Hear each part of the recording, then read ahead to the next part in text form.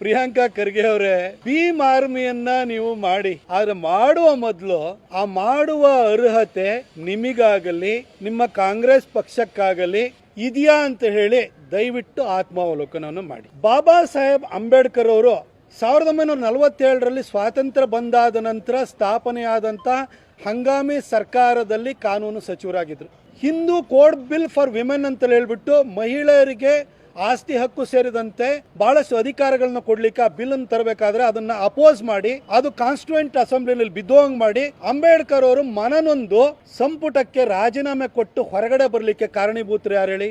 ನೆಹರು. 1952ರಲ್ಲಿ ಮೊದಲನೇ ಲೋಕಸಭಾ ಚುನಾವಣೆ ನಡೀತು. ಅಂಬೇಡ್ಕರ್ ಅವರು ಕಾಂಗ್ರೆಸ್ ಒಂದು ಸುಡುವ ಮನೆ ಅಂತ ಹೇಳ್ಬಿಟ್ಟು ಕಾಂಗ್ರೆಸ್ ಯಾವತ್ತೂ ಒಪ್ಕೊಳ್ಳಿಲ್ಲ. ಅವರು ಗಾಂಧಿಯವ್ರನ್ನ ಮಹಾತ್ಮ ಅಂತ ಕರೆಯೋದಕ್ಕೂ ಕೂಡ ಅವರು ನಿರಾಕರಿಸಿದ್ರು. ಅಂತ ಒಬ್ಬ ಸ್ವಾಭಿಮಾನಿ ಅಂಬೇಡ್ಕರ್ ಅವರು ಅವತ್ತು ಮುಂಬೈ ನಾರ್ತ್ನಿಂದ ಚುನಾವಣೆಯಲ್ಲಿ ನಿಂತರು.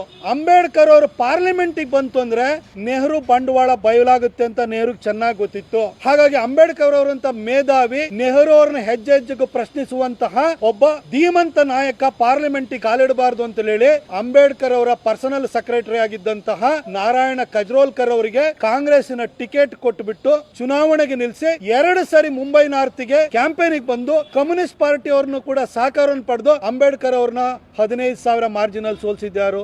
ನೆಹರು. 1954ರಲ್ಲಿ ಬ್ಯಾಂಡ್ರಾದಲ್ಲಿ ಬೈ ಎಲೆಕ್ಷನ್ ನಡೆಯುತ್ತೆ. ಬೈ ಎಲೆಕ್ಷನ್ ಅಲ್ಲಿ ಕಾಂಗ್ರೆಸ್ ಮತ್ತೆ ಅಂಬೇಡ್ಕರ್ ಅವರು ಪಾರ್ಲಿಮೆಂಟ್ ನ ಪ್ರವೇಶ ಮಾಡಬಾರದು ಅಂತ ಹೇಳಿ ಬಾಬುರಾವ್ ಅವರನ್ನ ಚುನಾವಣೆಗೆ ನಿಲ್ಲಿಸುತ್ತೆ. ಬಾಬುರಾವ್ ಬೋರ್ಕರ್ ಅವರನ್ನ ಚುನಾವಣೆಗೆ ನಿಲ್ಲಿಸಿ ಅಂಬೇಡ್ಕರ್ ಅವ್ರನ್ನ 3ನೇ ಸ್ಥಾನಕ್ಕೆ ಹೋಗೋ ರೀತಿಯಲ್ಲಿ ಮಾಡ್ತಾರೆ. ನೆಹರು ಅವತ್ತು ಮತ್ತೆ ಅಂಬೇಡ್ಕರ್ ಅವರು ಪಾರ್ಲಿಮೆಂಟ್ ಬರುವಂತದನ್ನ ತಡೀತಾರೆ. ನೆಹರು 1954 ನಂತರ 55ರಲ್ಲಿ ತನಗೆ ತಾನೇ ಭಾರತ ರತ್ನ ಕೊಟ್ಕೊಳ್ತಾರೆ. ಆದ್ರೆ ಈ ಸಂವಿಧಾನವನ್ನ ಬರೆದಂತಹ ಸಂವಿಧಾನ ಶಿಲ್ಪಿ, ಅದ್ಭುತವಾದಂತಹ ಸಂವಿಧಾನ, ಇಡೀ ಪ್ರಪಂಚಕ್ಕೆ ಮಾದರಿಯಾದಂತಹ ಸಂವಿಧಾನ, ನಮ್ಮೆಲ್ಲರಿಗೂ ಕೂಡ ಹಕ್ಕನ್ನು ಕೊಟ್ಟಂತ ಸಂವಿಧಾನ, ದೀನ ದಲಿತರ ಶ್ರೇಯೋಭಿವೃದ್ಧಿನ ಮಾಡುವಂತಹ ಸಂವಿಧಾನ ಕೊಟ್ಟಂತ ಬಾಬಾ ಸಾಹೇಬ್ ಅಂಬೇಡ್ಕರ್ಗೆ ಭಾರತ ರತ್ನ ನೀವು ಕೊಟ್ರ? ಕೊಡ್ಲಿಲ್ಲ.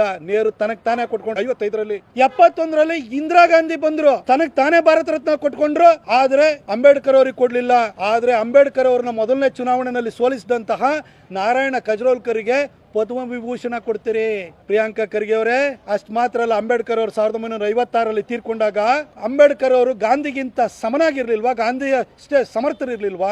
ಅವ್ರ ಸಮುದಾಯಕ್ಕೆ ನ್ಯಾಯ ಕೊಡಬೇಕು ಅಂತ ಹೋರಾಟವನ್ನು ಮಾಡಿದಂತವ್ರು ಅವರು, ನಮ್ಮೆಲ್ಲರಿಗೂ ಸಂವಿಧಾನ ಕೊಟ್ಟಂತವ್ರು. ಅವರ ಅಂತ್ಯ ಸಂಸ್ಕಾರವನ್ನ ಡೆಲ್ಲಿನಲ್ಲಿ ಮಾಡ್ದಂಗೆ ತಡೆದು ಬಿಟ್ಟು ಮುಂಬೈಗೆ ಹೆಣವನ್ನ ಸಾಗಿಸಿದವ್ರು ಯಾರು? ನೆಹರು. ಅವ್ರ ಮಗಳು ಅಂಬೇಡ್ಕರ್ ಅವ್ರನ್ನ ಸೋಲಿಸಿದವರಿಗೆ ಪದ್ಮವಿಭೂಷಣವನ್ನು ಕೊಡ್ತಾರೆ. ಪ್ರಿಯಾಂಕಾ ಖರ್ಗೆ, ನೀವು ನೆಹರು ಮರಿಮಗಳ ಹೆಸರಿಟ್ಕೊಂಡಿದ್ದೀರಿ, ಇಂದಿರಾ ಗಾಂಧಿ ಅವರ ಮೊಮ್ಮಗಳ ಹೆಸರಿಟ್ಕೊಂಡಿದ್ದೀರಿ. ನಿಮಗೆ ಹೆಜ್ಜೆ ಹೆಜ್ಜೆಗೂ ಅಂಬೇಡ್ಕರ್ ಅವ್ರನ್ನ ಅವಮಾನ ಮಾಡಿದಂತಹ, ಅಂಬೇಡ್ಕರ್ ಅವರು ಪಾರ್ಲಿಮೆಂಟಿಗೆ ಬರೋದನ್ನ ತಡೆಯೋದಕ್ಕೋಸ್ಕರವಾಗಿ ಅವರ ಪರ್ಸನಲ್ ಸೆಕ್ರೆಟರಿ ಹಾಕೊಂಡು ನಾರಾಯಣ ಕಜ್ರೋಲ್ಕರ್, ಬಾಬುರಾವ್ ಬೋರ್ಕರ್ನ ಹಾಕಿ ಸೋಲಿಸಿದಂತಹ, ಅವರ ಶವ ಸಂಸ್ಕಾರವನ್ನು ಡೆಲ್ಲಿಲಿ ಮಾಡದಲ್ಲಿ ಮುಂಬೈ ಕಳಿಸಿದಂತಹ ನೆಹರು ಅವರ ಮರಿಮಗಳ ಹೆಸರಿಟ್ಕೊಂಡಿರುವಂತ ನಿಮಗೆ ಭೀಮ್ ಸೇನೆಯನ್ನ ಮಾಡಲಿಕ್ಕೆ, ಆರ್ಮಿಯನ್ನ ಮಾಡಲಿಕ್ಕೆ ನಿಮಗೆ ಅರ್ಹತೆ ಇದೆಯಾ ಹೇಳಿ? ಇಂದಿರಾ ಗಾಂಧಿ ಅವರ ಮೊಮ್ಮಗಳ ಹೆಸರಿಟ್ಕೊಂಡಿರುವ ನಿಮಗೆ ಅರ್ಹತೆ ಇದೆ ಹೇಳಿ? ನಿಮ್ಮ ಕಾಂಗ್ರೆಸ್ ಪಾರ್ಟಿಗೆ ಅರ್ಹತೆ ಇದೆಯಾ? ಅದನ್ನು ಹೇಳಿ ದಯವಿಟ್ಟು. ಆ ನಂತರ ಮಾತಾಡೋಣ. ಅದ್ರ ಜೊತೆಗೆ ಮುಂದುವರೆದು ಒಂದು ಸಣ್ಣದೊಂದು ವಿಚಾರ ಹೇಳ್ಬಿಡ್ತೀನಿ. ಪ್ರಿಯಾಂಕಾ ಖರ್ಗೆ ಅವರೇ, ಅಂಬೇಡ್ಕರ್ ಅವರಿಗೆ ಭಾರತ ರತ್ನ ಕೊಟ್ಟಿದ್ದು 1990ರಲ್ಲಿ ಬಿಜೆಪಿ ಬೆಂಬಲಿತ ವಿ.ಪಿ. ಸಿಂಗ್ ಸರ್ಕಾರ.